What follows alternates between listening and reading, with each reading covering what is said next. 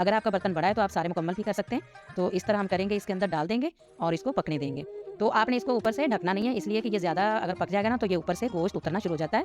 ये देखें हमारे नीचे से पक गए। अब हम इसकी साइड चेंज कर देंगे और दूसरी साइड से हम इसको पकाएँगे अच्छी तरह। तो ये मैं आपको बार-बार कह रही हूँ कि आप मेरी वीडियो ज़रूर देखा करें और मेरी वीडियो को लाइक, शेयर ज़रूर किया करें और सब्सक्राइब भी ज़रूर किया करें और पूरी-पूरी वीडियो देखा करें, ठीक है? के अब हम इसको निकाल लेंगे। इसी तरह हम सारे मुकम्मल कर लेंगे, फिर आपको दिखाते हैं इसकी लुक कैसी है। ये देखें कितने मज़े के लग रहे हैं और आप इसके ऊपर नींबू भी छिड़क सकते हैं और भी। और ये देखें मैंने प्याज़ का सलाद बनाया है और ये साथ है दही की चटनी और ये खाएँगे तो माशाल्लाह आपको मज़ा आ जाएगा। आप कहेंगे कि वाक़ई हमने कोई मज़े की चीज़ खाई है।